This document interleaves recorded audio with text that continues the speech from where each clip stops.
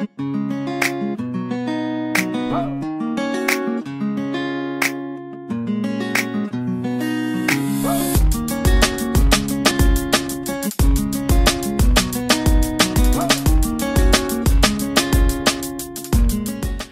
si quelqu'un est égoïste, il ne sera jamais participant de ce succès national. Si quelqu'un est égoïste, il ne donnera jamais, lui, ce qu'il a comme contribution pour la victoire du peuple de Dieu sur le malin. C'est pourquoi, lorsque tu prends soin de ton esprit, tu dois avoir une attitude de protection, en sachant que c'est ta propre source que tu es en train de bâtir, afin de la mettre à contribution, pour que chaque enfant de Dieu apporte ce qu'il a. Et par nos forces, le Saint-Esprit va se manifester et l'onction du service va se démontrer dans la puissance et les miracles, et le Seigneur va susciter des personnes pour délivrer des peuples, délivrer des nations. Alléluia. Alléluia. Bien. Si tu as compris ça, lisons Deutéronome au chapitre 4, verset 9. Nous sommes au niveau de l'esprit. Ça, c'est un point très important. Parce que je peux te dire tout de suite qu'il y a très peu de gens qui prennent véritablement soin de leur esprit. Lisons Deutéronome 4, verset 9.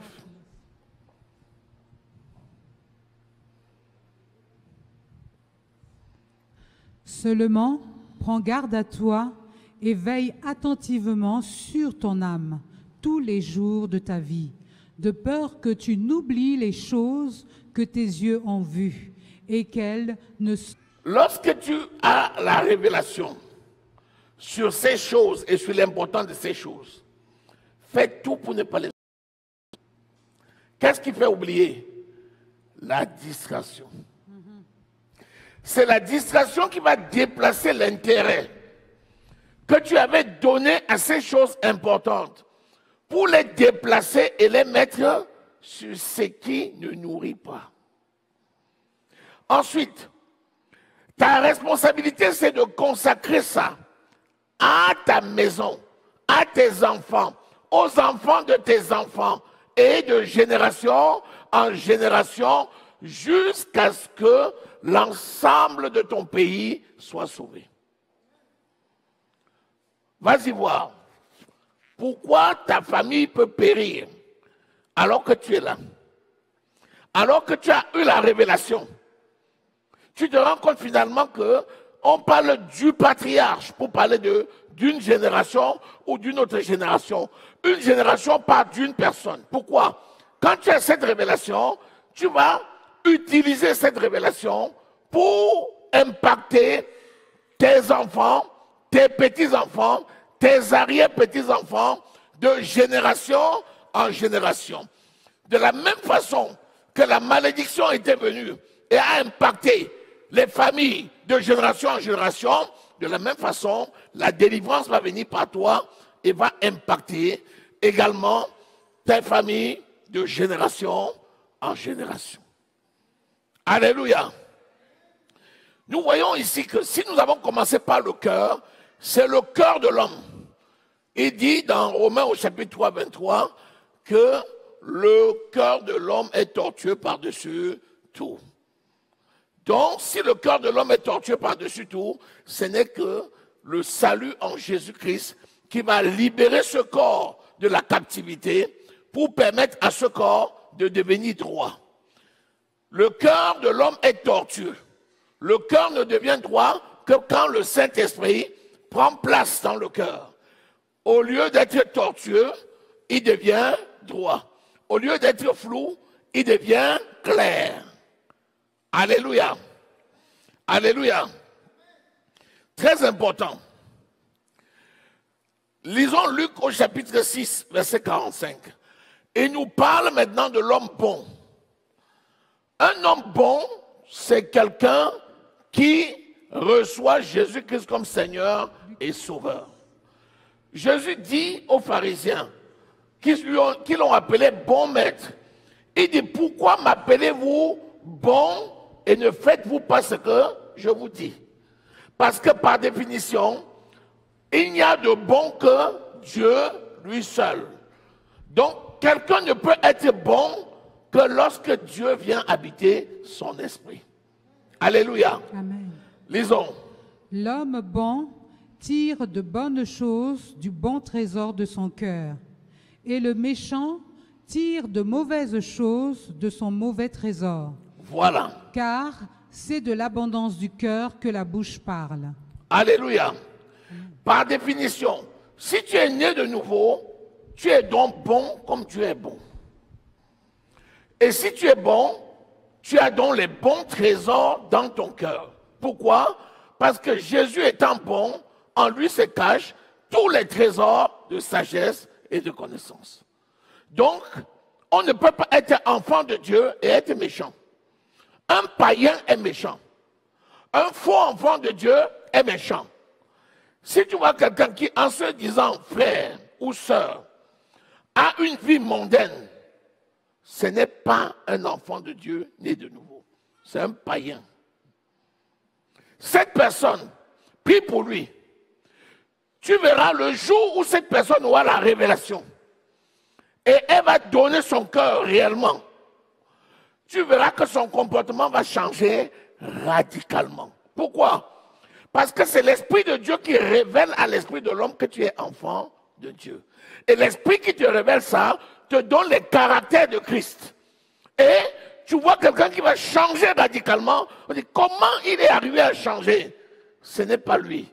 C'est la force de l'Esprit de Dieu qui habite en lui. Alléluia. Alléluia. Donc, il n'y a que deux choses. On dit, on ne peut pas mettre le vin nouveau dans une vieille outre. Sinon, la outre va se rompre et le vin va se verser. On ne peut pas mettre le nouveau tissu dans un vieux tissu. Sinon, il va se déchirer. Tu ne peux pas venir dans un cœur qui est bon. Tu ne peux pas trouver la saluté. Tu ne peux pas trouver la saluté. Mais si le cœur n'est pas bon, tu peux essayer de mettre tout ce que tu as de bon, ça ne marchera pas. C'est la raison pour laquelle nous sommes essentiellement bons. Dès que tu as reçu Jésus, tu es bon. Comment tu le sais? Tout ce que tu fais qui n'est pas conforme à la parole de Dieu produit dans ton cœur la tristesse selon Dieu. Et cette tristesse te pousse à la repentance. C'est pour ça que quelqu'un qui est bon, c'est quelqu'un qui se répand de toutes ses mauvaises œuvres. Et Dieu va toujours veiller en sorte qu'il ne reste en lui aucune mauvaise chose. Et que toute mauvaise chose qu'il aurait commise, que la tristesse de Dieu l'envahisse et qu'il puisse se repentir. Alléluia. Alléluia. Alléluia. Donc, on a dit la bouche parle de l'abondance du cœur. Et nous avons vu au départ que nous devons veiller sur notre esprit plus que toute autre chose, car de notre esprit coule quoi? Les sources. Les sources coulent où? Dans des lits. Les lits sont quoi? Ce sont des chemins. Tout chemin de succès coule de ton cœur. Ça veut dire quoi? Ça veut dire que sur ce chemin de succès, l'ennemi peut venir tendre des pièges. Et le travail de l'ennemi, c'est justement de tendre les pièges pour empêcher à ceux qui appartiennent à Christ de marcher dans leur héritage. Et là, si ton cœur est bon, tu vas éviter les pièges. Si ton cœur est bon, tu vas éviter les pièges. C'est pourquoi on dit, j'ai évité telle situation. Mais comment? Par le Saint-Esprit. Tu es au volant de ta voiture. Tu réalises seulement que tu te réveilles, mais tu réalises que tu viens de traverser des obstacles. Qu'est-ce qui s'est passé? Celui qui prend soin de toi et qui veille sur toi a pris le contrôle. Et les stratégies du malin pour te tuer ont échoué. C'est pourquoi il ne faut pas te leurrer. Tu dis, je suis bien reposé, j'ai bien dormi, je fais un voyage. Tu as l'attention qui est bonne jusqu'à là. Et puis d'un moment à l'autre, tu ne sais pas comment, tu sens que tu viens de dormir. Tu viens de dormir et tu vois comment tu as traversé. Tu dis, mais comment j'ai fait pour traverser ce rond-point? Tu ne te souviens plus comment tu as traversé le rond-point. Parce que le diable t'a mis dans un sommeil au moment où tu abordais l'intersection. Et le Saint-Esprit a pris le contrôle. Tu te retrouves là-bas de l'autre côté, tu dis, mais à quel moment même j'ai traversé le rond-point? C'est l'esprit de la transportation. Lorsque tu es dans une telle phase, le Saint-Esprit te porte. Et il te met au point où tu reprends ta conscience. Parce que c'est lui qui garde la main. Alléluia. Lisons Proverbe au chapitre 4, verset 5. Le chemin que Dieu a fait, c'est un chemin droit. C'est un chemin sans piège. C'est un chemin qui est bon. Parce qu'il a dressé ce chemin-là pour ceux qui lui appartiennent. Lisons.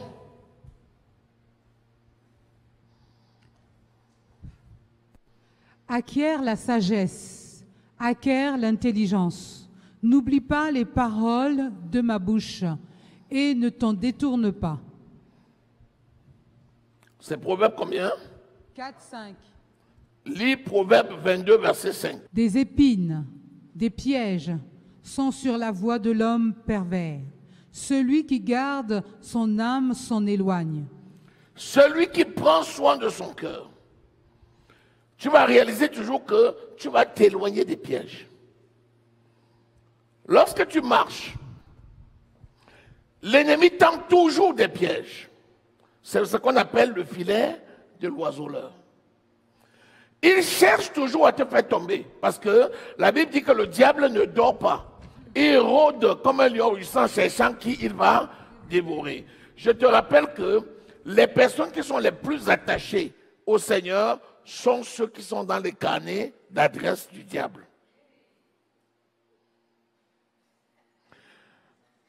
Lorsque le diable voit quelqu'un qui peut changer une famille, qui peut changer une nation, qui peut changer une destinée, le diable est énervé.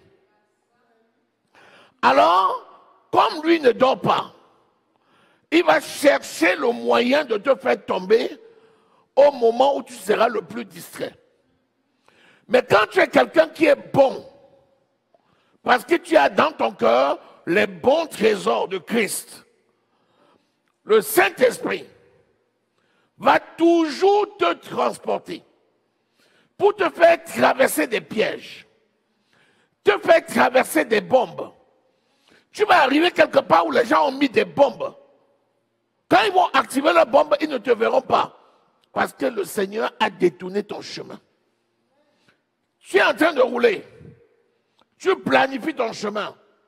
Tu dis, je vais à cet endroit-là. Je vais prendre ce chemin. Là, je vais prendre comme ça à droite. Puis je vais prendre à gauche. Ça s'appelle la planification. Quelqu'un qui est normal, qui a une mémoire qui fonctionne normalement, c'est quelqu'un qui planifie tout ce qu'il fait. Mais quand tu abordes parfois, tu avais planifié de passer par un rond-point. Tu te retrouves que tu as pris un autre chemin, tu as déjà fait 200 mètres. Tu dis, mais au fait, pourquoi je suis même passé ici? Le Saint-Esprit te dit, continue seulement. Ça veut dire quoi? Ça veut dire qu'il y avait des pièges qui étaient tendus. Le Saint-Esprit t'a, qui est une force, il a changé ta trajectoire. Il t'a mis sur le chemin sur lequel il avait préparé. Parce que celui qui est bon va éviter les pièges de l'ennemi. Tu es partenaire avec le Saint-Esprit. Ça veut dire que c'est ton ami. Quand tu es au volant, c'est le Saint-Esprit qui conduit. Quand tu es au volant, c'est le Saint-Esprit qui conduit. Ne pense même pas à un moment donné que c'est toi qui conduis.